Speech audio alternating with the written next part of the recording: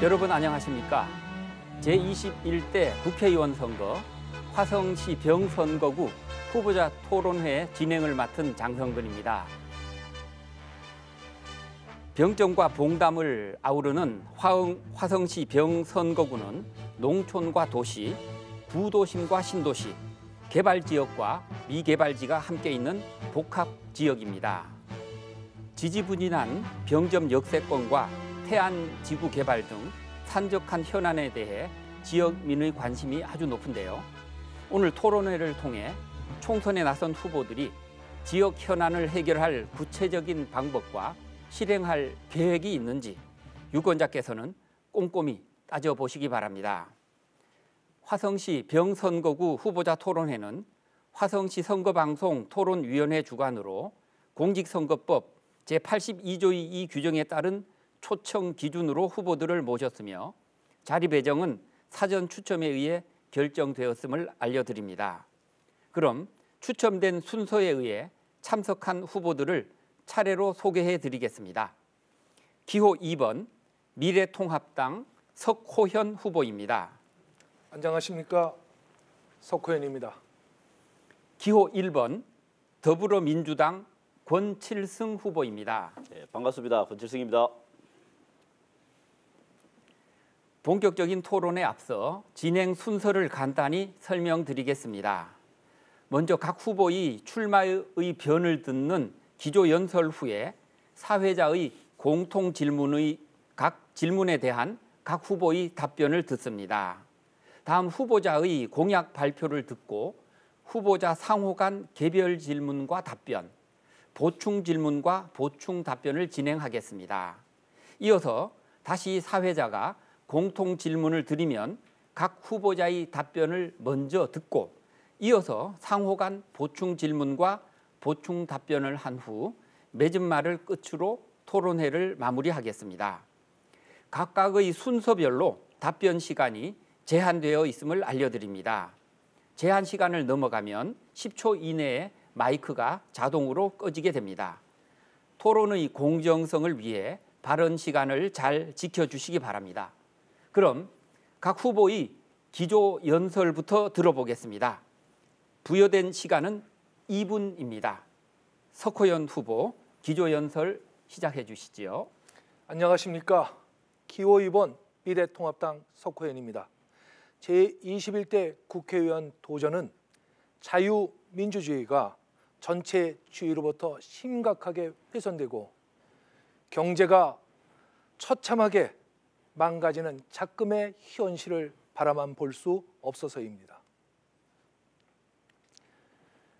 악랄한 정치보복, 저임금, 소득 주도 성장 실패, 원전 폐기, 그리고 전교조 및 민주당의 만행, 내로남불식의 법치주의가 현 정권의 오만과 만행을 이루 헤아릴 수 없을 정도입니다. 최근에 중국 우한 폐렴으로 온 국민이 피눈물을 흘리고 있을 때 정권은 친북, 친중에만 치중하고 있었습니다. 세계가 부러워했던 대한민국, 그 대한민국이 고립과 같은 혼란의 소용돌이에 빠져 있었습니다. 최근엔 지난 2년 8개월간 정부 여당이 국민을 위해 이뤄놓은 것이 무엇이 있습니까? 온통 부정적이고 암울한 결과들 뿐이었습니다. 과거 속에 묻혀 있을 뿐 화성병 선거구 전체는 미래를 위한 도약도 희망찬 미래도 보이지 않고 있습니다. 화성병, 봉담읍, 기배동, 화산동, 병점 1동, 병점 2동, 그리고 동탄 3동, 반월동, 과거 속에 묻혀져 있는 화성병 선거구, 이제 경제가 살아나는 삶의 도시, 교육의 도시, 교통이 함께 숨쉬는 가치가 상승하는 도시로 만들겠습니다. 다음은 권칠승 후보 기조연설 시작하시겠습니다. 네, 존경하는 화성 시민 여러분, 경기 화성병 더불어민주당 후보 권칠승 의원입니다. 코로나19로 인해 일상이 바뀌고 경제 쇼크까지 겹쳐 불안하고 힘드실 걸로 알고 있습니다. 하지만 우리는 극복할 수 있습니다. 멀리 국채 보상 운동으로부터 IMF 외환 위기, 일본의 부당한 수출 규제 등 국난의 시기마다 이를 이겨온 위대한 국민이기 때문입니다.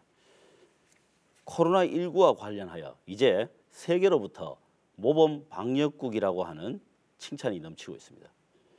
경제를 포기하지 않고 바이러스를 막은 것은 한국뿐이라는 외신 평가도 있으며 미국이 우리에게 의료장비 지원을 요청했다는 소식까지 들립니다.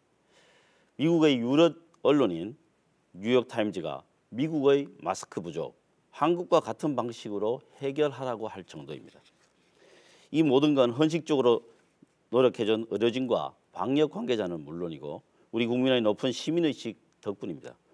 그리고 선거를 앞둔 시점임에도 조금도 주저없이 투명하고 신속한 정보 공개를 통해 결정한 정부의 역할도 컸습니다. 하지만 아직 끝이 아닙니다.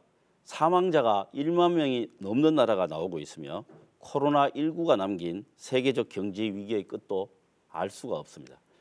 우리는 코로나19 바이러스와 경제 위기 이 두 개의 전쟁에서 모두 이겨야만 합니다. 고성 산불을 조기 진화하고 아프리카 돼지 열병을 경기 북부선에서 막아내고 모범적 코로나 방역국을 만들어낸 문재인 정부와 더불어민주당에 힘을 모아 주십시오. 국민의 안전과 건강은 정쟁의 대상이 될 수가 없습니다. 말은 누구나 할 수 있으나 실행은 아무나 할 수 없습니다. 능력과 경험이 필요하고 진심을 더해야 합니다. 오늘 이 자리가 국민의 삶을 지키기 위한 건설적인 토론회가 되기를 기대합니다. 감사합니다. 예, 두 분 후보의 기조연설 잘 들었습니다. 이번에는 사회자가 제시하는 공통 질문에 대한 각 후보의 생각과 정책을 들어보겠습니다. 답변 시간은 1분 30초 되겠습니다.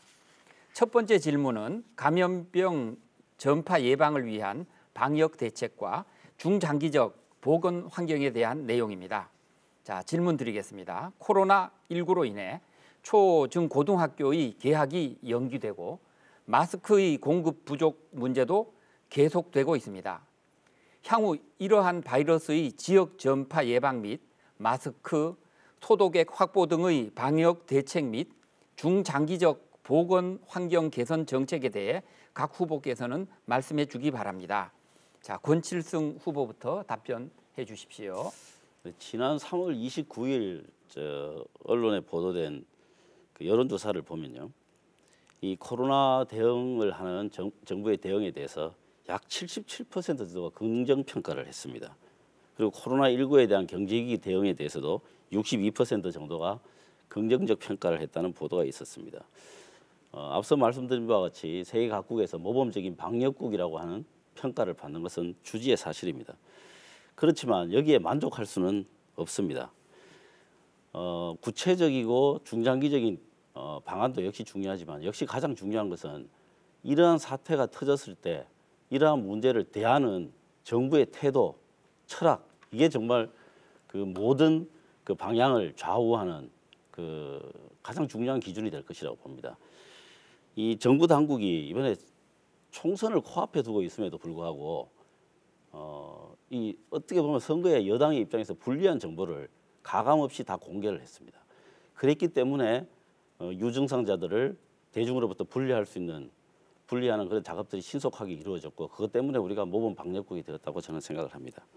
좀 구체적인 향후의 노력 계획들을 보면 질병관리본부에 지금 역학조사관이 한 70여 명밖에 없습니다. 역학조사관을 대폭 늘려야 하고요. 또 권역별로 감염병 전문 병원을 만들어서 지역 간 감염병 대처에 대한 격차를 해소하는 것이 기중하다고 생각합니다. 석호연 후보 답변하시겠습니까? 우한 폐렴이 발생한 지 벌써 100일이 지나가고 있습니다. 처음에 우한 폐렴을 국경을 차단하고 자국민을 보호했더라면 아마 어제 발표대로 10,000명의 우한 환자가 발생하지 않았겠죠. 또한 사망자 또한 165명을 넘고 있습니다.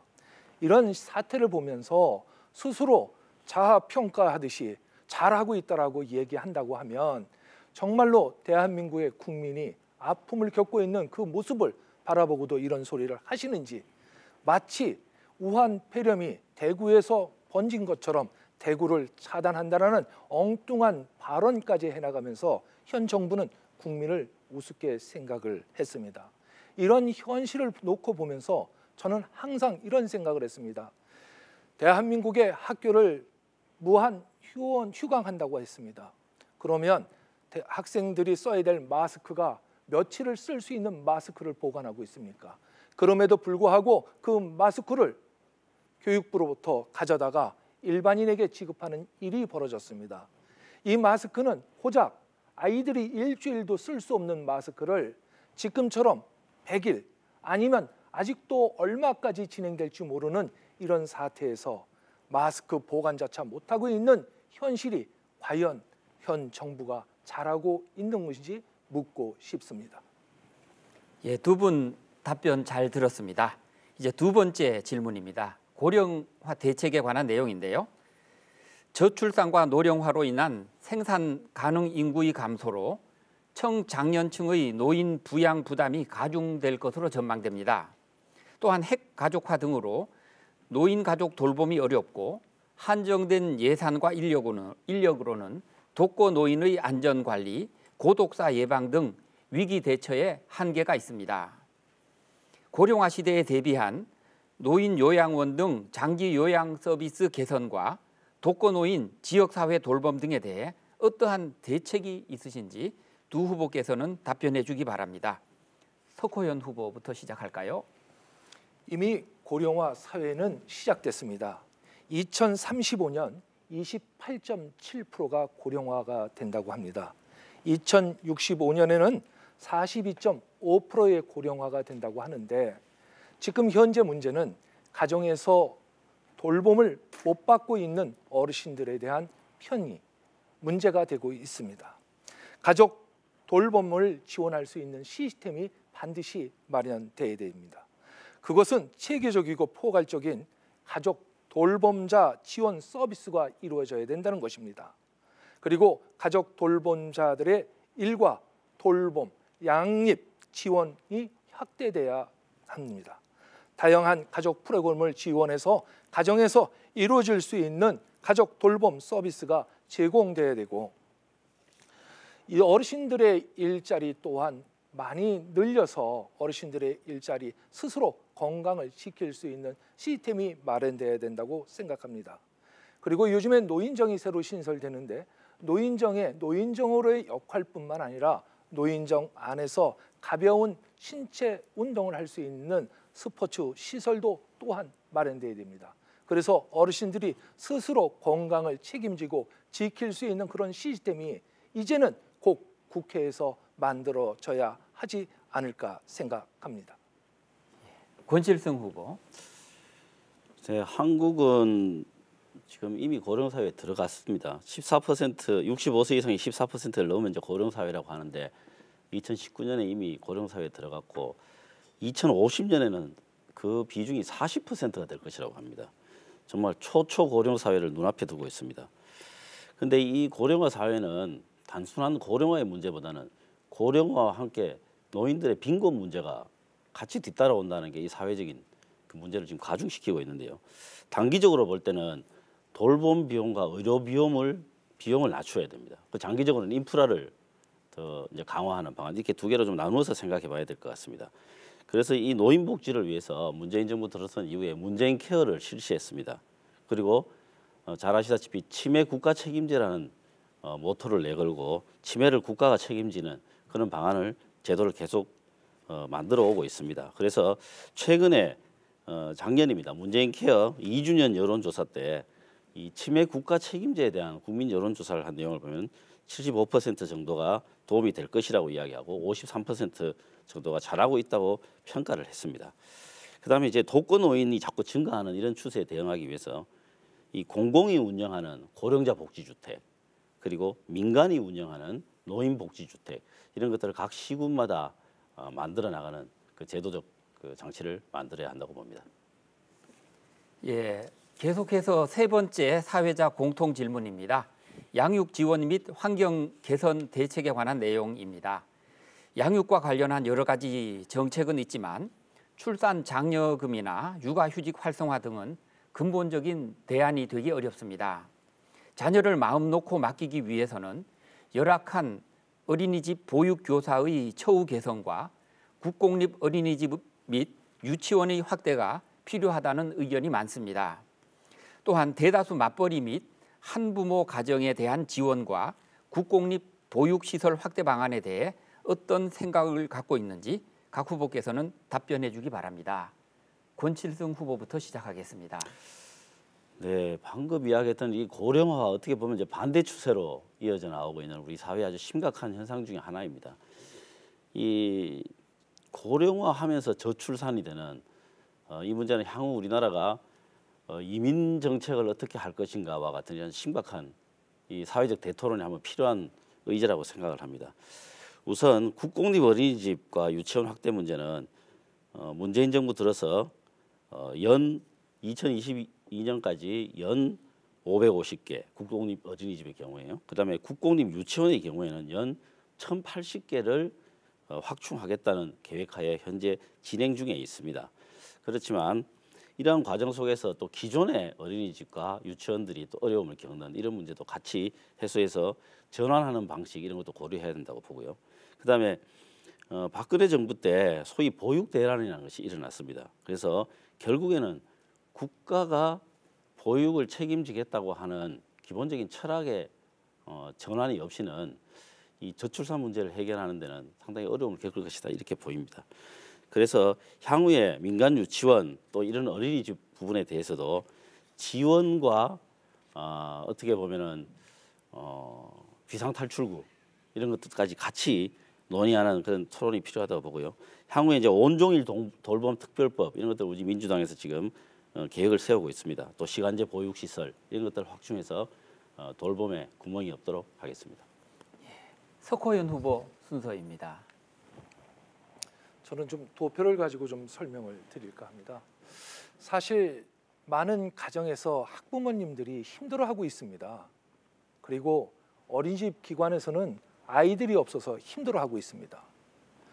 가정에서는 아이를 돌보고 있으면서도 양육 수당을 받지 못해서 어려워하고 있고요. 어린이집에서는 아이들이 퇴원을 함으로써 국가 지원 보육료를 받지 못해 어려움을 겪고 있습니다. 보육료를 받지 못한다고 하면 어린이집은 곧 교사를 내보낼 수밖에 없고 폐원할 수밖에 없는 실정입니다. 가정에서는 아이를 데리고 있으니 얼마나 힘들겠습니까? 그러니 보육료를 양육료를 받아야 되는데 그렇지 못하는 현실이 되풀이되고 있습니다. 우한 폐렴은 어쩌다 있을 수밖에 없는 긴급한 사항이라고 하면 가정에서의 양육수당과 어린이집에서의 보육을 함께 진행할 수 있도록 국가가 빠른 대책이 필요합니다. 그래야 교사가 안정된 직장에서 아이들을 교육할 수 있는 준비를 할 수 있습니다. 반드시 그렇게 돼야만 하고 요즘 아이들에 대한 급식비가 1,900원으로 책정되어 있습니다. 국공립은 무려 3,800원으로 되어 있는데 이런 급식료도 반드시 1,900원이 아니라 3,800원으로 인상되어야 된다고 생각합니다. 예, 이번 주제는 미세먼지 등 환경 문제에 관한 내용입니다. 난개발에 따른 공장 배출 대기 오염 물질과 함께 지역적 특성에 따라 서해안 지역에 다수 산재된 화력발전소, 또 중국에서 발생한 미세먼지의 유입에 직접적인 영향을 받고 있습니다. 어린이, 노인 등 건강 취약 계층이 더욱 힘든 상황인데요. 화성시의 지역적 특색에 맞는 미세먼지 감소 등 환경 문제 해결 방안을 제시해 주기 바랍니다. 석호연 후보부터 시작하시겠습니다. 화성 시민 여러분, 요즘 봄 날씨 어떻습니까? 저는 선거 운동을 하면서도 미세먼지가 없다는 것에 대해서 너무나 기쁩니다. 그렇게 느끼지 않으십니까? 우한 폐렴으로 많이 힘들어하고 있지만 놀이터, 산에 가보면 많은 시민들이 함께하고 있습니다. 바로 미세먼지가 없다라는 것은 우한 폐렴으로 중국이 공장의 문을 닫고 있기 때문에 미세먼지가 대한민국에 유입되지 않고 있기 때문입니다. 그런데도 현 정부는 아직도 중국에 대한 미세먼지에 대한 대책을 마련하지 못하고 있습니다. 이러한 현실은 곧 우한 폐렴으로 중국의 미세먼지가 대한민국으로 유입되고 있다는 것을 확실시할 수 있습니다. 이제 이러한 일들이 중국과 정상연례회의를 통해 한중 환경 장관 상설 기구를 구체적으로 만들어주고 수준의 미세먼지를 감축을 위한 공동 중국과 협약도 필요한 시기입니다. 반드시 이러한 시설을 만들어 내도록 하겠습니다. 그리고 미세먼지로 취약계층이 많이 힘들어하고 있습니다. 꿈나무들의 미래는 밝습니다. 미세먼지를 통해 꿈나무들이 아픔을 겪게 할 수는 없습니다. 이들에게 마스크 지급은 의무적으로 해야 되는데 그렇지 못하고 있는 것이 현실입니다. 예, 권칠승 후보 순서입니다. 네, 지난 3일 교실 내에 있는 공기 정화 설비 또 측정기를 설치하는 것, 그다음에 미세먼지를 사회 재난으로 규정하는 이런 법들에 맞춘 그 시행령과 시행 규칙이 지금 시행에 들어갔습니다. 소위 이제 미세먼지 관련 8법에 후속 조치인데요. 이 관련 8법이 시행되면서 지난 겨울부터 시행하고 있는 문재인 정부가 들어와서 시행하고 있는 이 미세먼지 계절 관리제와 더불어서 좀 시너지 효과를 낼 것이라고 봅니다. 지금 미세먼지에 대한 여러 가지 말들이 정치권에서도 다 있었지만 실질적으로 겨울에 석탄 발전소 가동을 줄인다든가 하는 이런 구체적인 노력을 문재인 정부 들어서 가장 활발하게 하고 있습니다. 그다음에 이제 화성의 난개발과 관련한 미세먼지 대책을 한번 생각을 해본다면요. 지금 봉담 2지구에 LH에서 지금 이제 아파트를 짓고 있는 그 이제 택지 조성이 있는데요. 거기에 수직 정원이라고 하는 시범 사업을 하기로 LH와 협의를 받습니다. 아파트 벽면에 녹지 공간을 조성해서 이 녹색 식물들이 미세먼지를 상당히 제거한다고 하는 연구 결과에 의존한 것입니다. 또 그다음에 송화초나 안영중학교 같이 그동안 실내 체육관이 없던 학교에 실내 체육 시설을 만들어서 어린아이들이 미세먼지가 많은 날 체육 수설을 할 수 있도록 하는 등의 방식들이 강구되고 있습니다. 예, 이번 토론 순서는 후보자들의 공약을 듣고 공약과 관련한 후보자 간 질문과 답변, 보충 질문과 보충 답변을 통해 서로 간의 정책의 차이를 엿볼 수 있는 시간입니다. 공약 발표 시간은 3분입니다. 그리고 질문 시간은 30초, 답변 시간은 1분 30초이고요. 이어지는 보충 질문과 보충 답변 시간도 같습니다. 자, 그러면 권칠승 후보의 공약부터 들어보겠습니다. 공약 발표 후 바로 석호현 후보의 질문이 이어지겠습니다. 시작하시죠. 네, 지난 4년간 이제 국회 의정 활동을 통해서 화성 시민들과 함께 열심히 뛰어왔다고 자부합니다. 이번에 권칠승의 일하는 공약이라는 이름으로 공약을 발표했습니다. 이제 정부는 물론이고 화성시 또 시도 이용과 함께 재원 조달 방안 또 이행 절차 가능성 이런 것들을 나름 종합적으로 판단해서 내놓게 되었습니다. 큰 틀에서 보면 6대 비전의 그 카테고리로 만들었습니다. 교육, 교통, 경제, 문화, 복지, 안심 이렇게 6가지 카테고리로 되어 있습니다. 내용이 많기 때문에 전부 다 소개시켜드리기 좀 어려울 것 같고요. 시간이 허락하는 데까지 하나하나 말씀을 드리도록 하겠습니다. 우선 교육과 관련된 공약 내용입니다. 홍익대 공대를 유치하고 이 화성의 4차 산업 인재를 양성하도록 하겠습니다. 현재 KTL 즉 한국산업기술시험원과 홍익대 공대를 연계하는 그 산학협력 협의를 하고 있습니다. 그래서 이러한 협력 결과를 통해서 4차 산업 인재가 우리 화성시에서 배출될 수 있도록 하겠습니다. 그다음 이 봉담 1고 신설이 우여곡절 끝에 확정이 되어서 지금 공사 중에 있는데요. 이 하나 또 남은 곳이 있습니다. 능동에 능1초가 있습니다. 이것을 신설을 추진하도록 하겠습니다. 다음에 교통과 관련된 이야기입니다. 이제 M버스 노선을 이건 정말 어려운 과제이긴 합니다만 M버스 노선을 한번 증설하도록 노력하겠습니다. 그다음에 동탄에서 출발하는 트램은 망포역까지 연장되도록 하고요. 그다음에 인덕원선 능동역 출구도 그 숫자를 확대하도록 시와 지금 협의 중에 있습니다. 이것은 전액 시비 사업이기 때문에 시의 의사결정이 결정적 변수입니다. 그다음에 신분당선 봉담 연장과 관련된 것들은 지금 호매실까지 연장이 되면서 우리 봉담 지역에서 기대가 많이 있습니다. 그런데 호매실까지는 계획이 세워지고 14년 만에 이제 예타가 통과되었고 9천억 원의 사업비 중에서 5천억 정도가 사실상 자부담으로 되어 있습니다.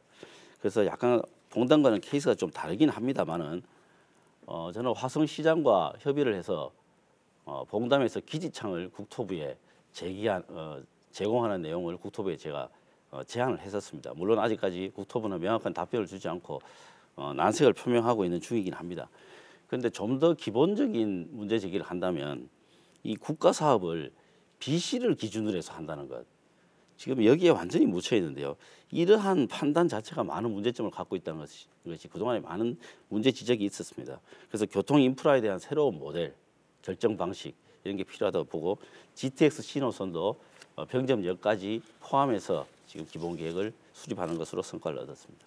네, 이상 또 추후에 말씀드리겠습니다. 예, 석효은 후보, 권칠승 후보의 공약과 관련해서 질문 시간 30초를 잘 활용하시기 바랍니다. 4년간 열심히 하셨다고 하셨는데 구체적으로 무엇을 어떻게 열심히 하셨는지 묻고 싶고요. 봉담 1고가 사실 오랫동안 지속되고 있습니다. 봉담 1고 경기도 교육청에 받아들이는 교육세가 봉담에서만 나오는 교육세를 가지고 봉담고를 짓는 것인지 아니면 경기도에서 들어오는 교육세를 가지고 봉담 고등학교를 활용할 수 있는지 여부도 여쭤보고 싶고요. M버스를 추가 노선을 확보하시겠다고 하는데 구체적으로 어느 지역에 어떻게 M버스를 추가하실지 묻고 싶습니다. 네, 봉담 1고는 뭐 잘 아시겠지만 제가 국회의원이 되고 첫 해 겨울에 제가 신설 허가를 받았습니다. 그 이전에 잘 아시다시피 그 당시 여당에 정말 실세 의원께서 그 지역의 지역구 의원이셨는데 못 하셨어요. 이 허가를 못 받으셨습니다. 제가 6개월 만에 정말 그 교육부, 교육청 다 뛰어다니면서 제가 이루어냈습니다. 그다음에 뭘 했느냐 이렇게 말씀하시는데 뭐 시간을 충분히 주시면 제가 그 토론회 끝날 때까지 제가 충분히 말씀드리겠습니다. 우선 큰 거 하나만 말씀드리면 제가 국회의장이 주관하는 정책과 입법 제가 대상을 받았습니다. 1년에 6명밖에 안 주는 국회의원으로서는 정말 영광스러운 상을 제가 최우수 의원상을 받았습니다. 뭐 그런 거에 뭐 그뿐만 아니라 국정감사와 관련된 여러 가지 많은 뭐 상도 받았고요. 그 다음에 M버스 문제 하셨는데요. M버스는 지금 계획하고 있는 M버스는 병점에서 반월동을 지나서 서울로 가는 지금 그 노선이 과거부터 이제 수요가 많이 있었습니다. 그런데 잘 아시다시피 이 M버스가 서울의 이 총량지와 맞물려 있기 때문에 정말 쉽지 않습니다. 그래서 제가 임기 동안에 이 버스를 몇 개 노선을 만들었습니다. 이제 출퇴근 버스죠. 그거조차 만드는데도 굉장히 힘들었습니다. 그런데 M버스 한번 증설해 보도록 하겠습니다. 보충 질문 하실 수 있습니다. 수도권 광역열차 GTX-X 수원까지 오기로 돼 있었습니다. 사실은. 그런데 그 사실을 알고 제가 원희철 전 원내대표와 함께 국토부 국장, 과장을 만나서 GTX-C가 수원까지 오는 건 있을 수 없다. 이거는 반드시 병점역까지 와야 된다라는 어필을 통해서 그 자리에서 병점역과 오산역, 평택까지, 지제역까지 연결할 수 있도록 도움을 요청을 했고 그 자리에서 반확답을 받았습니다. 반확답을 받고 그 확답받는 과정에서 화성시, 오산시, 평택시가 협의를 해서 체결되어 있는 것으로 알고 있는데 예, 마무리하셔야겠습니다. 우리 의원님께서는 이거에 대해서 어떻게 예. 생각하시는지 묻고 싶습니다. 예. 네, 뭐 국장 과장님을 만나서 반학당을 받았다고 하시는데요. 저는 뭐 그 이전부터 그 장관과 차관들과 이런 내용들을 계속 협의를 해왔습니다. 그래서 결과적으로 지금 이제 결론적으로는 그 병점력이 포함된 방식으로 기본 계획을 지금 수립하고 있는 것이죠. 그런데 그런 게 성과 뭐 제가 그렇게 이야기했기 때문에 그걸 받아서 했다 이렇게 제가 말씀드릴 수는 없지만 이런저런 그런 지역의 요구들을 이제 수렴해서 또 그리고 여러 가지로 객관적인 조건들이 병점력은 연장선에 포함시키는 것이 좀 의미가 있겠다. 이제 이런 판단을 국토부 자체적으로 했겠죠. 그래서 이번에 들어가서 지금 용역 중입니다. 그래서 9월 정도쯤에 완료가 된다고 하니 좋은 방향으로 좀 잘 되기를 바라고 있습니다. 그래서 이 GTX 신호선 관련해서는 지금 말씀하신 대로 수원까지는 되어 있습니다만은 실제로 GTX는 금정까지입니다. 그리고 금정에서 수원까지는 기존에 선로를 이제 이용해서 내려오는 것으로 되어 있습니다. 제가 이제 국토부 차관하고 좀 이야기를 해보니까요. 이게 지금 병정까지 내려오게 되면 그 철도에서 이야기하는 그 이제 중요한 기준선이 이 표정 속도가 떨어지기 때문에 기차 대수를 더 늘려야 되고 예산의 문제가 따른다. 뭐 예산의 문제가 따른다면 내가 적극적으로 국회에서 그런 부분들 해결될 수 있도록 돕겠다. 이런 이야기들을 하고 지금 현재 협의 중입니다. 그래서 지금 그 용역 결과가 잘 나오기를 기대하고 있습니다. 예, 이번에는 석호현 후보의 공약 발표를 듣는 시간입니다. 시작하시죠. 네, 우리 화성시 중부권 다시 말해서 봉담부터 반월동까지 이어지는 결안의 반달 모형의 군공항이 위치하고 있습니다. 그 군공항으로 인해서 소음 피해 및 고도 제한에 묶여서 개발 행위 자체도 못하고 있습니다. 많은 분들이 아파하고 있습니다. 어려워하고 있습니다. 60년 넘도록 비행장 하나 때문에 병점 역세권 또한 아무 개발 행위도 못하고 있습니다. 그리고 탄압고가 우리 황계동에 위치하고 있어서 그 화약고가 오래 부패돼서 잘못 터지기로도 하면 반경 4km가 무너진다고 합니다. 저희들은 그 폭탄을 안고 지금 살고 있습니다. 반드시 수원 군 공항 비행장은 옮겨져야 됩니다. 만약에 이것이 화성으로 옮겨진다면 민간 공항으로 위치되어야 된다는 말씀을 드리고요. 병점역 환승센터는 반드시 이루어져야 됩니다. 일본 국도에서 내려오는 버스가 병점역을 거치지 못하고 지상으로 내려서 지나가다 보니 비가 오나 눈이 오면 많은 시민들이 우산도 준비되지 못한 채 병점역을 걸어서 차를 이용하고 있습니다.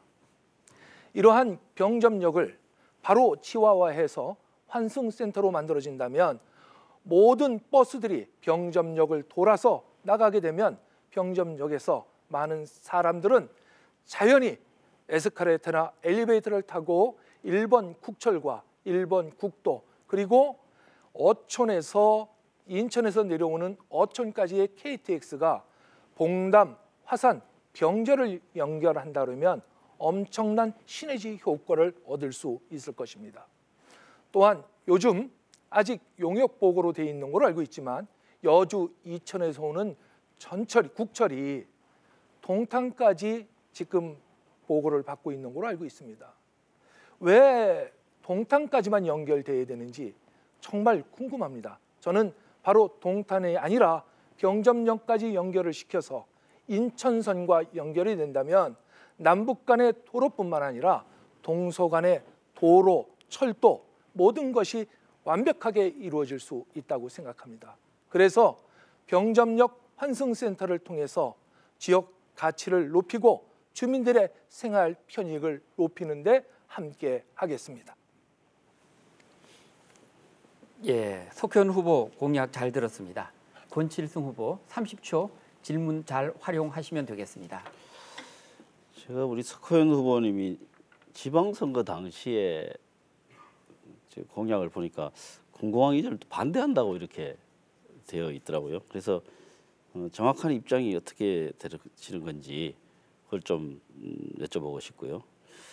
그다음에 출마 선언하신 데를 보면 대한민국이 OECD 국가 중에서 최고의 실업률과 최저 성장률이라고 이렇게 말씀해 놓으신 대목이 있는데 2018년도에 보면 우리나라가 일본, 영국, 독일, 프랑스, 이탈리아보다 훨씬 더 성장률이 높습니다. 이게 조금 그런 거 보면 수정을 해주시는 게 좋지 않나 싶습니다. 예, 답변하시죠. 네, 제가 2년 전 시상 선거 때 분명히 화성시로 비행장 오는 것을 반대했습니다. 분명히 했습니다. 그러나 제가 이번 선거를 통해서 지역 주민들과 소통을 하면서 느낀 것은 많은 아픔을 겪고 있는 현장을 직접 보았습니다. 봉담부터 반월동까지 26만 명의 선거 주민이 살고 있는데 26만 명의 소음 피해 및 고도 제한에 묶여서 개발 행위 자체를 못하고 있는 그 모습을 바라보면서 어떤 방법이 됐든 수원 군공항을 이전해야겠다라는 확신을 다시 갖게 됐습니다. 그래서 저는 어떠한 일이 있어도 수원 군공항이 이전돼서 26만 명의 주민들이 안전하게 생활할 수 있는 그런 공간으로 만들어 드리고 싶습니다.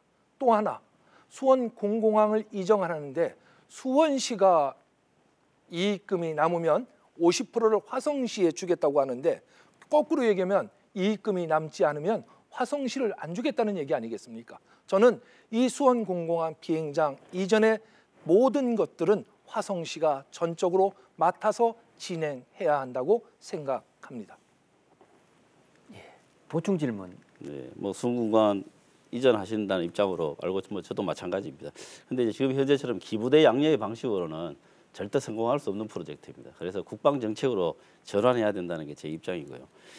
그다음에 또 출마 선언 내용에 보시면 수원 군공항, 병점역 환승센터, GTX 신호선, 병봉성 이런 것들에 대해서 민주당 정치인들이 언급조차 없다 이런 말씀하셨는데 사실 이 모든 내용들이 민주당 정치인들에 의해서 대부분 이슈화된 아이템들인데 그 부분에 대해서 어떻게 해명 좀 해주셨으면 좋겠네요. 글쎄, 그것이 해명이 아니고 제가 권칠승 후보님의 국회의정 활동의 속기록도 보고 여러 가지 내용을 봐왔습니다. 그러나 이거에 대해서 수원 군공항 이전에 대해서는 한 번도 언급한 것이 없는 사실로 나와 있습니다. 그것이 한 번이라도 수원 군공항 이전에 대해서 언급이 있었다면 말씀해 주십시오. 제가 속기록을 확인한 결과는 한 번도 언급조차 한 적이 없습니다. 제가 계속 진행을 하고 나중에 답변을 좀 해주시고요. 그리고 또 이렇게 제가 말씀드리고 싶습니다. 아까 말씀대로 여러 가지 말씀 중에 그 권칠승 의원님의 한국 매니저 실천 본부에서 자료 제공한 것을 보면 일반 관련해서 법인이 상임해서 보육 대련의 재발 방지 관련 법률안 발의한 것이 잘못됐다고 표기되어 있습니다.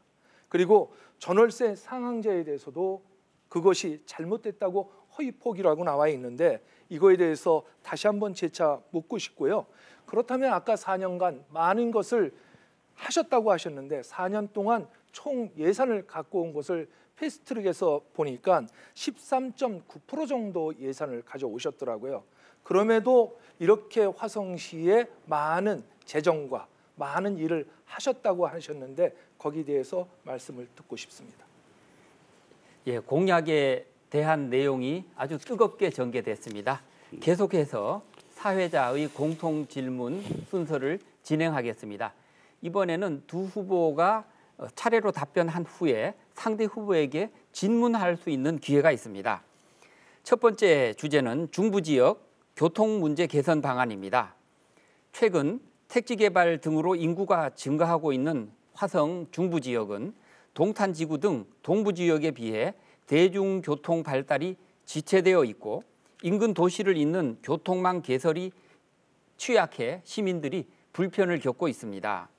화성시 동서간 교두보 역할을 하는 중부지역 교통 문제가 해결되어야 화성시의 내부적 교류 역시 활발해질 수 있을 텐데요. 화성시의 교통 문제를 해결하기 위한 방안에 대해서 답변해 주시기 바랍니다. 석호연 후보 먼저 답변해 주시죠. 먼저 그 화성병 지역은 봉담읍, 기배동, 화산동, 병점 1, 2동, 진안동, 반월동, 동탄 3동으로 구성되어 있는 도시개발 사업이 순차적으로 마무리되면서 52,619명의 신규 인원이 앞으로 유입될 예상입니다. 이에 따른 지원 교통 체계가 다시 마련돼야 된다고 생각하고 있습니다. 화성시가 자가용 같은 마을버스를 지금 현재 주창하면서 교통의 주권을 강조하고 있습니다. 노선의 확충은 하고 있지만 화성병 지역에 실질적인 도움이 되지 못하고 있다는 것은 아마 본 후보님께서도 잘 알고 있을 거라고 생각합니다. 화성병 도심권 운행의 34개 버스 노선에 167대의 대상 노선 중 일부가 개편이 필요하다고 보는데 교통 취약계층 그리고 미운행 과다 배차 시간 그리고 노선 운행 지역 등 노선 신설이 절대적으로 필요합니다.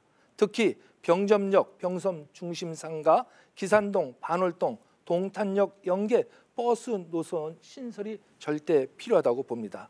화성의 인근 지자체 수원, 오산, 용인 연계 버스 신설 또한 필요하다고 보는데 우리 이렇게 하기 위해서는 신분당선 그리고 인천에서 내려오는 KTX가 병점역까지 연결돼야 된다고 생각합니다.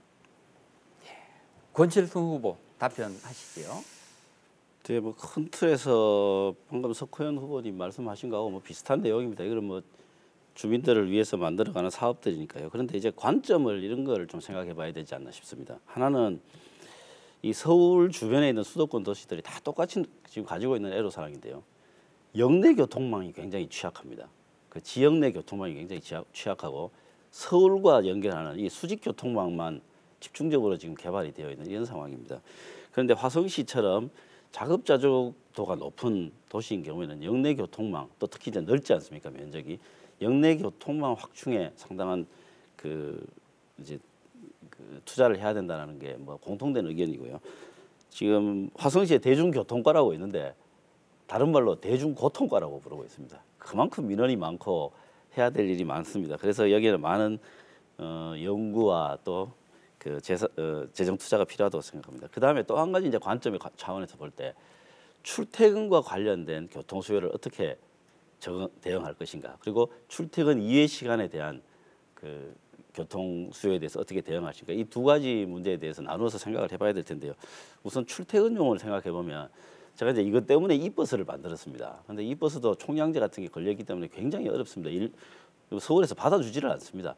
그런데 이 버스가 생각보다 홍보가 잘 안 돼요. 해보면. 그래서 노선을 개설했다가도 또 뭐 취소되기도 하고 이런 어려움을 겪고 있는데 이런 식의 스팟으로 임시적으로 사용하는 그런 버스들을 활용하는 방안, 이런 것들이 중요한 대안이 되겠다 생각합니다. 예, 두 후보의 답변을 들었습니다. 이제 상대 후보의 답변에 대한 보충 질문을 하는 순서입니다. 석호연 후보부터 먼저 시작할까요? 맞습니다. 역내 교통망이 수직으로만 연결되어 있습니다. 그러나 반드시 이게 해결할 부분이라고 생각을 하고요.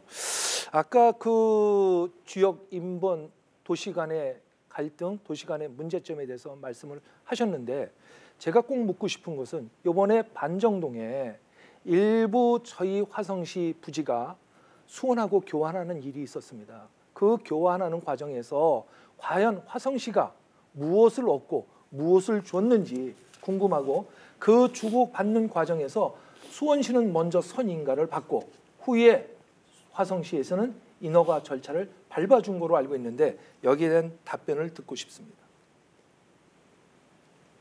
예, 답변. 예, 뭐 워낙 구체적인 내용이라 제가 뭐 정확하게 이렇게 답변 드리기 좀 힘든 부분도 있는데요. 우선 그 지도를 보시면 화성시 그 진안동 부분이 그 염소나 염소의 뿔처럼 아주 가늘게 지금 볼펜처럼 이렇게 수원 쪽으로 쭉 올라가 있습니다. 그래서 그쪽 끝에 뭐 쓰레기를 치우는 거라든가 이 행정력이 제대로 미치지를 못합니다. 그래서 이런 저런 것들을 떠나서라도 그 행정구역 개편은 무조건 있어야 되는 것입니다. 그다음에요. 이 수원에서 뭐 자기네들의 수원대로의 입장이 있어서 이제 민원도 있고 또 화성에 여러 가지 요구하는 조건도 있죠. 그렇지만 우리가 그것을 해주면서 또 요구했던 게 있습니다. 그게 뭐냐면 지금 봉명로가 수원의 대선초 앞에 막혀가지고 이게 제대로 된 역할을 못 하고 있습니다. 그래서 그 부분을 틔우는 부분들에 대해서 지금 계속 협의하고 있고 상당히 긍정적인 답변을 해왔습니다. 그다음에 반월동에 사시는 분들이 그 봉명로에 올라가는 그 램프가 없습니다. 그래서 그것도 굉장히 지금 그 주민들은 애로사항으로 느끼고 있는데요. 그 부분에 대해서도 수원시와 많은 협의를 했고 조만간에 좋은 결과가 있을 것이라고 기대하고 있습니다. 이상입니다. 예, 권칠승 후보가 이제 질문하는 순서입니다.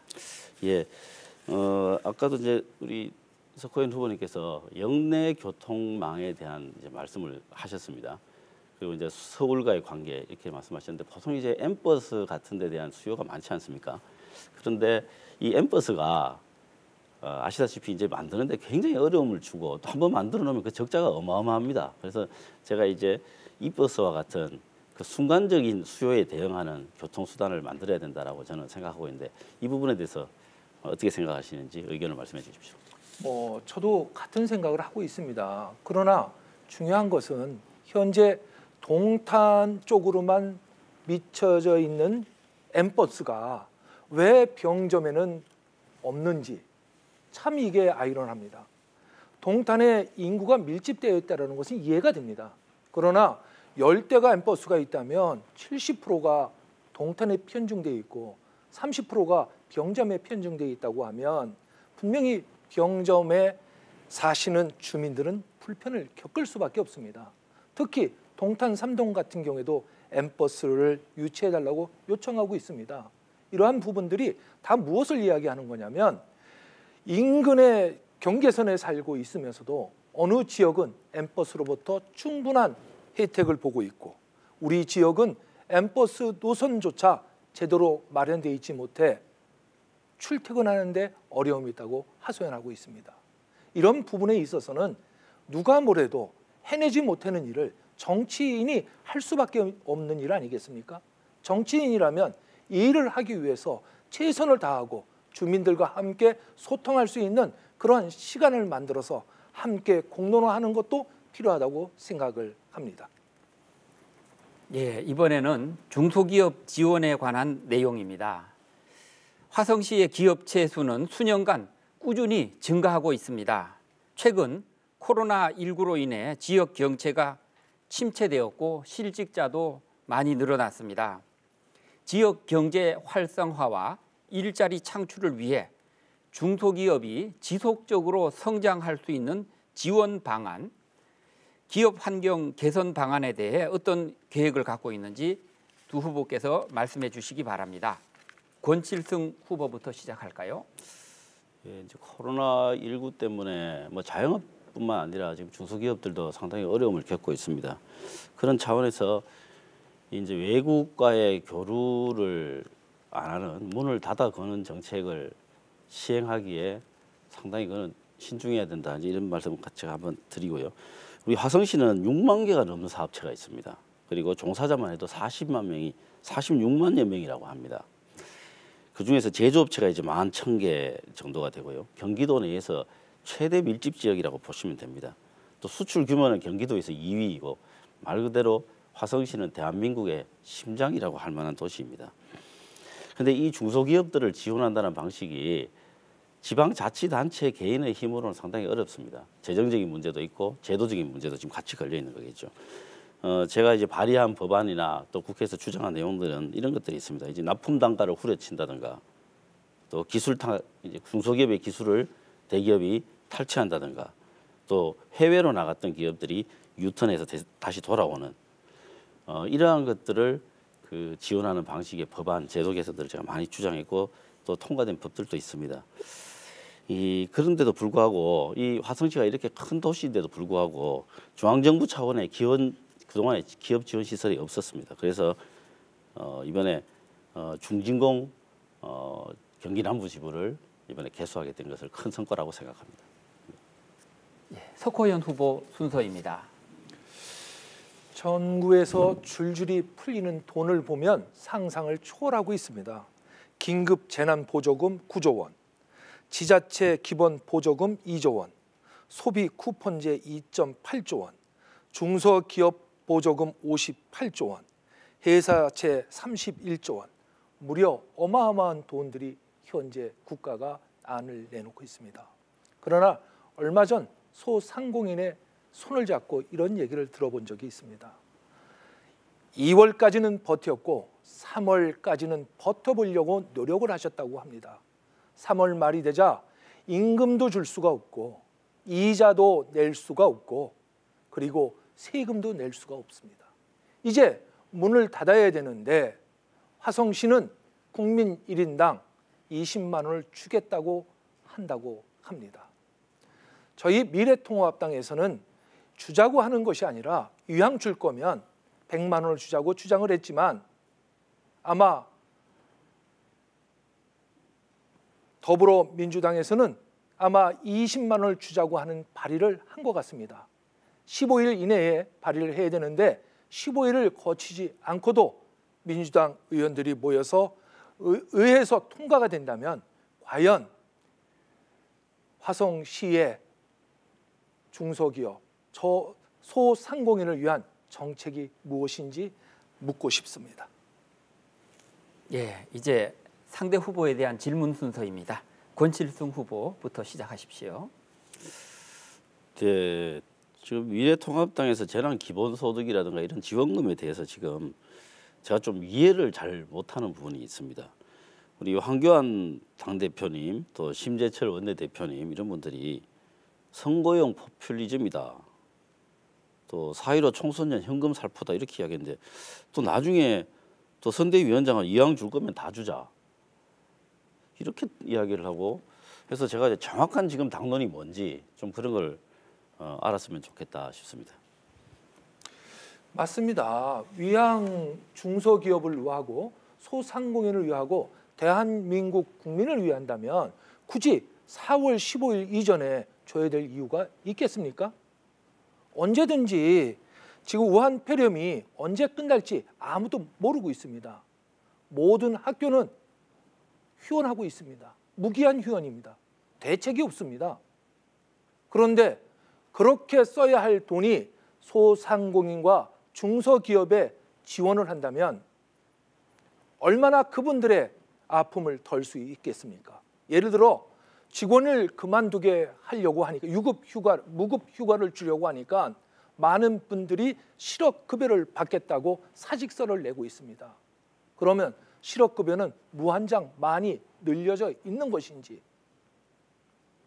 중소기업의 소상공인의 조금씩 이자를 연장해주고 유예시켜주고 그리고 세금을 유예시켜주고 한다면 국가 대출을 저리 금리로 지원을 한다면 많은 근로자들은 함께 포근한 자리에서 일할 수가 있을 것입니다. 그런데 이런 시스템 속에서 무조건 국민 1인당 더불어민주당이 주창해오던 보편적 복지가 아니라 차별적 복지를 한다는 그 자체 또한 이해가 안 됩니다. 얼마 전 무상급식을 보편적 복지와 차별적 복지에 얼마나 논쟁이 뜨거웠습니까? 참고하시기 바랍니다. 예, 이제 석호연 후보가 권칠승 후보에게 질문하시면 됩니다. 저는 묻고 싶습니다. 화성시가 중소기업 소상공인이 어느 도시보다 많다고 말씀하셨습니다. 이들의 아픔을 우리는 정치인이라면 함께 해야 되지 않겠습니까? 이들에 대한 지원 대책이 과연 화성시나 우리 정치하시는 분들이 어떤 대안을 갖고 계신지 이 자리에서 피력해 주실 것을 부탁드립니다. 네, 화성시의 경우에는 지금 코로나19 피해를 입증한 그런 소상공인들에 대해서 지금 월 100만 원씩 최대 2개월 정도 지원하는 방안을 지금 가지고 있고 지금 그리고 아까 조금 전에 또 말씀하셨지만 20만 원씩 모든 시민들에게 나누어지는 그런 방안도 이제 당정 협의를 통해서는 결정을 받습니다만 이제 의회 통과가 돼야 되는 그런 절차가 남아 있습니다. 그래서 이제 의회에서 많은 논의를 통해서 시의회에서 통과를 하겠죠. 그래서 지금 현재 크게는 그렇게 화성시에서 준비하고 있는 그 지원 내용은 그렇게 두 가지고요. 그 이외에도 다른 방식으로 이제 현재 준비하고 있습니다. 예를 들면은 화성 시민이지만 화성시 관외에 나가서 사업을 하시는 분들, 이런 분들에 대해서 지금 지원을 해야 되는가 말아야 되는가에 대한 여러 가지 좀 논쟁들이 있습니다. 그 부분에 대해서도 보완책을 만들고 있는 것으로 알고 있습니다. 예, 계속해서 질문 순서 이어갑니다. 이번 주제는 지역 간 인프라 격차 해소 방안입니다. 도농 복합 도시인 화성시는 입지적 여건으로 인한 지역 격차가 있어 왔습니다. 특히 동탄 신도시 등 동부권의 급격한 개발로 인해 교육, 복지시설 등의 인프라 격차가 더욱 벌어지고 있습니다. 또한 젊은 층의 인구가 많은 동부권은 일자리가 부족한 반면 서부와 중부, 남부권은 인력난을 호소하고 있습니다. 이러한 지역 간 인프라 격차를 해소할 수 있는 그런 방안에 대해서 두 후보께서 답변해 주기 바랍니다. 석호연 후보부터 시작하겠습니다.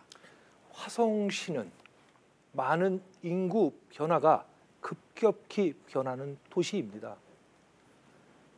화성시가 5개년 계획 및 그 이상의 계획을 가지고 수립을 해야 한다고 생각을 합니다. 제 생각으로는 4개 권역으로 좀 나누어서 이야기를 해볼까 합니다. 서부 권역에는 남양, 매송, 비봉, 마도, 송산, 세설동, 서신, 송산 그린시트, 서해안 권의 핵심으로 해양, 레저, 문화, 관광 중심으로 개발돼야 한다고 생각을 합니다.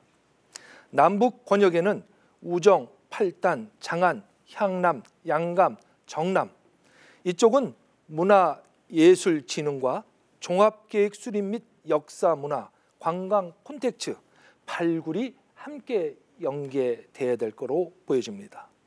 동부 권역에는 기배, 화선, 진안, 병점 1, 2동, 반월동이 있습니다. 있음에도 불구하고 이곳에는 용주사를 비롯한 윤건능이 배치하고 있습니다. 문화의 도시, 그리고 역사의 도시, 교육적 측면에서 인프라 및 프로그램이 만들어져야 한다고 생각합니다. 동북 번역은 동탄 1, 2지구 우수한 인재들이 활발하게 활동할 수 있는 화성시 창업 생태가 조성돼야 된다고 생각합니다. 예, 권칠승 후보 답변해 주십시오. 네, 저는 이제 우리 지역구에 관련돼서 주요한 이제 종류별로 한번 생각을 해볼까 합니다. 화성시 전체 이제 교육과 복지 시설 관련된 이제 인프라에 대해서 말씀을 하셨으니까 거기에 대해서 보면 다른 부분들 진짜 봉담에 고등학교가 부족하다는 것 아주 두드러지고요. 그 다음에 또 한 가지 아주 두드러진 게 이 주차장이 이 가불병으로 나눠서 봤을 때 8.4%밖에 안 됩니다. 그래서 이 주차난을 해소하는 게 아주 시급한 우리 지역구의 심각한 문제입니다. 우선 보면 이제 학교 관련된 거, 교육 관련된 거 보면은 제 임기 중에 신설 학교가 5개입니다. 근데 뭐 그 5개가 전부 저절로 되는 거는 하나도 없더라고요. 이제 제일 우여곡절을 겪었던 게 봉담 1고입니다. 그래서 이제 학교를 그 증가하는 인구에 맞게 증설하는 것, 신설하는 것, 이게 이제 가장 중요한 문제이고요. 그다음에 이 이제 화성에 봉담 지역에 어린이 문화센터가 새로 신설되었습니다. 그리고 화산동에 태안 도서관이 또 신축되어서 좀 전에보다 훨씬 더 확장돼서 다시 개관을 했습니다. 그리고 반월동에는 체육센터가 신설되었고요. 또 기배동에는 역사공원이 만들어졌습니다. 그리고 진안동과 봉담 2지구, 기배동, 그리고 병점동에 체육 시설이 새롭게 들어설 예정으로 확정이 되었습니다. 그다음에 태안 3지구와 봉담 2지구 등에도 노인복지관 이런 복지관들이 들어설 예정으로 있습니다. 예, 이제 두 분 서로 질문 답변을 주고받는 시간입니다. 석호연 후보부터 시작하겠습니다. 기배, 화산 이 지역에는 용건능 그리고 용주사가 있습니다. 그동안 많은 의원님들이 이 지역의 문화 콘텐츠를 조성하자고 많이 이야기를 하셨는데 본 후보님께서는 어떻게 생각하는지 묻고 싶고 제 생각으로는 그 용주사 윤건능을 둘레길을 만들어서 화성 시민이 함께 공유하는 그런 공간으로 만들고 싶어 하는데 우리 후보님 생각은 어떠신지 묻고 싶습니다. 네, 그렇습니다. 지금 그런 식으로 진행이 되고 있죠. 지금 용주사에서 그 43번 우회국도로 건너서부터 옛날 국일, 그 윤건능을 따라서 내려오는 옛날 국일, 지금 이제 차도로 이용되고 있고 차가 많이 다닙니다. 그런데 태안 3지가 완공이 되면 거기는 차 없는 거리가 될 것입니다. 그 주위에 잘 아시다시피 나무가 아주 크고 경관이 수려합니다. 그래서 차 없는 거리가 만들어지면 많은 시민들의 쉼터가 될 것이라고 생각이 되고요. 그 안쪽에 제가 얼마 전에 그 공사 현장에 한번 들어가 봤는데요. 뭐 호수라고 하기는 좀 사이즈가 작습니다만 그래도 주민들이 좀 걷고 둘레길처럼 걷고 좋은 풍경을 감상할 수 있는 그런 조그마한 이 못이 형성돼 지금 공사를 하고 있습니다. 그래서 그런 것들을 잘 정비하면 이제 공원화가 될 것이고 우리 화성 시민에게 아주 훌륭한 쉴 자리가 될 것이다 이렇게 생각합니다. 예, 이번에는 권칠승 후보가 질문하시면 되겠습니다. 예, 이거는 이제 교육과 관련된 말씀인데요. 물론 이제 고등학교 인프라, 중학교 인프라가 갖춰지고 난 것을 예정하고 드리는 말씀이긴 합니다. 이 경기도 교육청 용역 자료를 보면은 봉담 1고가 개교를 하는 시점부터 고교 평준화를 시행하기 위한 준비를 한다. 이제 이렇게 이 용역 자료가 나와 있습니다. 고교 평준화에 대해서 생각하고 계신 게 있으면 한번 한 말씀 주시기 바랍니다. 일단 교육 제도부터 좀 말씀드리고 싶습니다. 봉담에 한 8만 3천 명이 살고 있는데 좀 전에 말씀하셨듯이 100명 중 30명이 봉담 고등학교를 다닐 수가 있습니다. 70명 정도는 수원이나 바란이나 오산 그 외의 지역으로 가야 됩니다. 아침에 그 친구들이 등교하는 모습을 보면 옛날 버스, 만원 버스처럼 밀고 타고 있는 그 모습을 보고 있을 때 마음이 많이 안타깝습니다. 그러나 기배, 화선, 봉담을 아우러서 생각한다면 아마 100명 중 20명도 고등학교를 갈 수가 없습니다. 봉담 1고 하나 가지고 해결될 수 있는 문제는 아니라고 생각합니다. 그렇기 때문에 봉담 1고, 2고, 3고까지 만들어졌을 때 기배, 화산, 봉담의 주민들이 아이들이 가까운 곳에서 학교를 다닐 수가 있습니다. 그런데 이러한 제도적 장치가 마련되어 있지 않은 상태에서 고교 평준화가 이루어진다고 하면 과연 기배동 학생이 어디로 배정을 받을까요? 봉담에 있는 부족한 학생들이 과연 어디로 배정을 받을 수 있을까요? 이렇게 잘못된 시설은 좀 더 보완하고 학교가 준비되어 있을 때 고교 평준화가 이루어져야 한다고 생각을 합니다. 예, 이번 질문은 화성시의 구 설치에 관한 내용입니다. 화성시는 인구의 급격한 증가로 일반구 설치를 통해 급증하는 행정 수요에 대응할 수 있도록 행정 환경 조성이 필요하다는 시민의 목소리가 많습니다. 지방자치법상 일반구 설치는 행정안전부 장관의 승인이 필요한 사안인데 일반구 설치에 대한 견해와 필요하다면 그 구체적인 방안까지 말씀해 주기 바랍니다. 예, 권칠승 후보부터 답변하시겠습니다. 네, 잘 아시는 것처럼 화성시는 이 전국에서 가장 빠른 인구 성장률을 기록하는 도시입니다. 현재 인구가 이제 80만을 훌쩍 넘었습니다. 경기도 내에서 지금 5위 정도 한다고 하는데요. 주로 많이 일어나는 유입지가 이제 봉담 2지구, 또 향후에는 효행지구, 태안 3지구, 그다음에 병점역 뒤편에도 지금 개발 사업이 한창 진행 중이어서 많은 인구 유입이 예상이 되고 있습니다. 동탄 이신도시는 말할 것도 없습니다. 지금 서부 지역에서도 많은 인구가 유입이 예상이 되고 있어서 머지않아서 지금 100만 명을 바라보는 도시가 되었습니다. 그런데 지금 동체제로만 유지되어서 행정에 많은 불편이 있고 체계가 맞지 않는 게 사실입니다. 그런데 행정안전부가 과거에는 구를 만드는 것에 대해서 상당히 좀 우호적 입장을 보였었습니다. 몇 년 전만 해도요. 그런데 최근에 책임 읍면동제 혹은 대동제라고 하는 쪽으로 많이 좀 기울어진 것 같습니다. 그래서 저는 책임 읍면동제가 만약에 여러 가지 연구 결과 책임 읍면동제가 더 유력한 방안이고 효율적 그 행정 운영을 하는데 맞다면 그 방법이라도 빨리 하는 것이 맞다 이렇게 생각하고요. 구가 되었든 책임 읍면제가 되었든 지금 현재의 행정 체계는 개편되는 것이 맞다 이렇게 생각합니다. 예, 석호연 후보. 제가 전에도 말씀드린 바가 있습니다. 화성시는 인구가 밀집되는 지역입니다. 인구가 폭발적으로 늘고 있는데 아마 얼마 전에 저희 지역구 선거구 지역구가 4개 선거구로 구분되다가 결국은 성사되지 못하고 3개 선거구로 남아 있습니다. 이렇게 4개 선거구를 만들겠다 하는 것은 그만큼 인구가 늘어 있기 때문입니다. 반드시 4개 구청제로 만들어져야 된다고 확신하고요.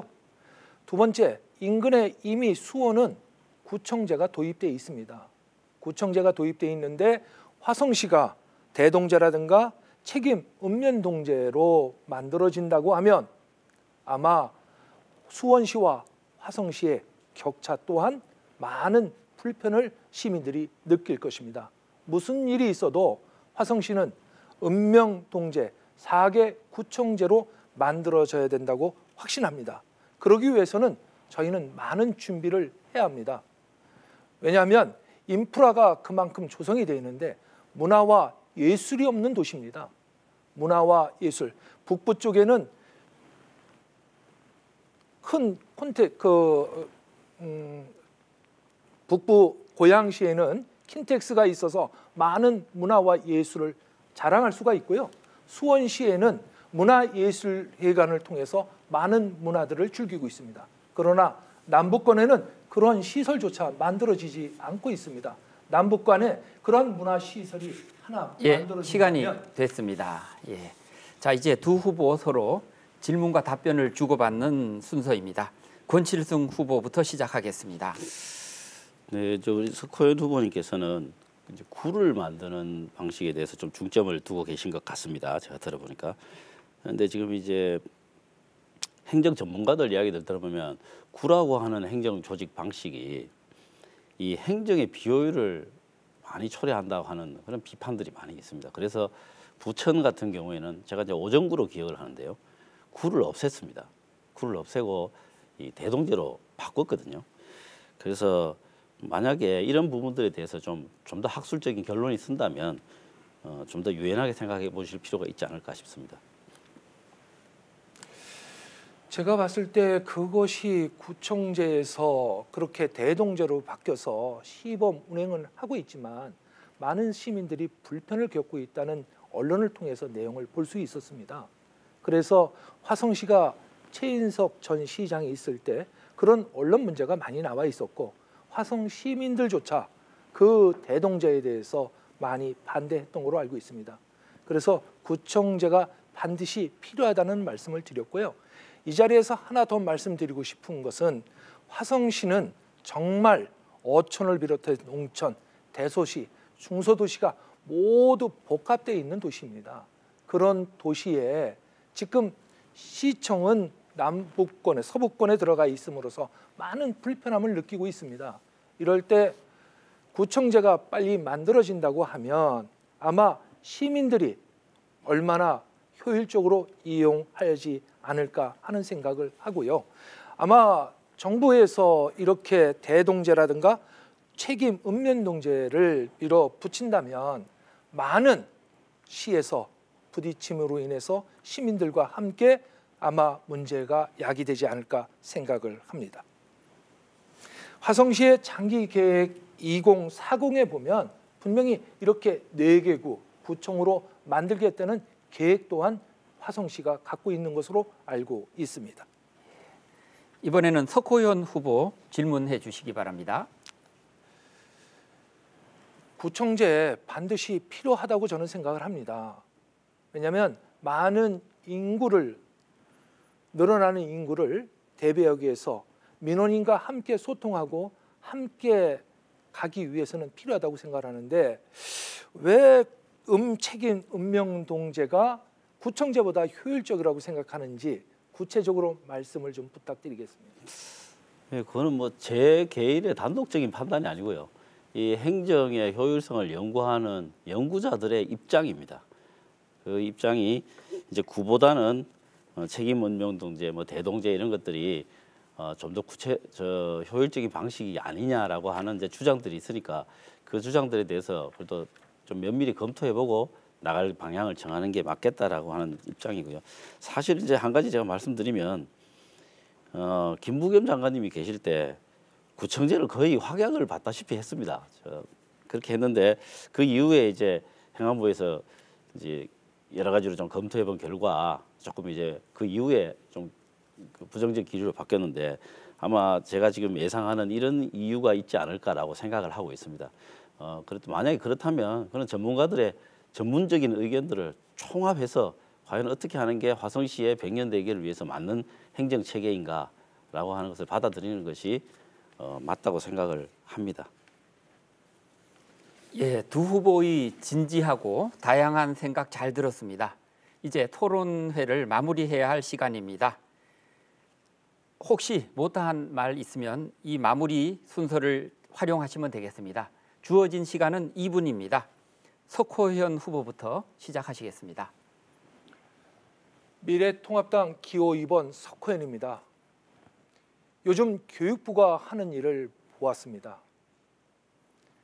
100일이 넘는 우한 폐렴에도 불구하고 준비 없는 무기한 유치원부터 고등학교까지 연기하는 모습을 보고 그리고 화상을 통해서 교육하라고 했습니다.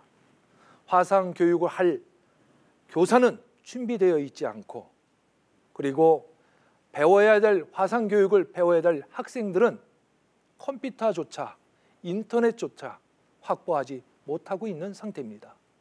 그런 부분에서 교육부가 발표했다는 것에 대해서는 너무나 안타까운 현실입니다. 얼마나 준비할 수 있는 시간이 많이 있었습니까? 그러한 모습을 보고 자라나는 청소년들은 과연 대한민국에서 끼를 살리고 대한민국에서 함께 내가 살아갈 수 있는 능력을 키울 수 있는 그 힘은 어디서 배우라는 겁니까? 연대며 교육은 반드시 필요한 겁니다. 물론 우한 폐렴으로 인해서 어쩔 수 없는 조치라 할지언정 100일 동안 그동안 정부는 무엇을 하고 있었습니까? 청소년들을 위해 함께 뛸 수 있는 함께 생각을 공유할 수 있는 그런 시간조차 마련하지 않고 급급하게 내려진 정책으로 인해서 젊은이들은 울고 있습니다. 저는 화성시 젊은이들에게 말하고 싶습니다. 여러분 도전하십시오. 그리고 끼를 키우십시오. 그리고 그 끼를 마음껏 발휘할 수 있는 도전 정신을 길러주십시오. 그것이 여러분들이 함께 할 수 있는 대한민국의 미래일 것입니다. 언제나 함께 하겠습니다. 미래통합당 석호현입니다. 고맙습니다. 권칠승 후보 마무리 발언해 주시죠. 존경하는 화성 시민 여러분, 우리는 4월 15일 제21대 국회의원 선거를 앞두고 있습니다.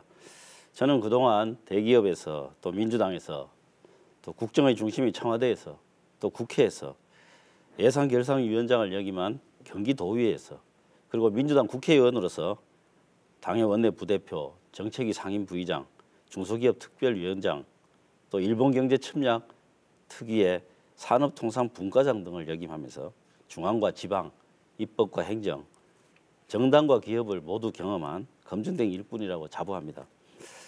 저에게 힘을 모아주실 것을 간절히 부탁드립니다.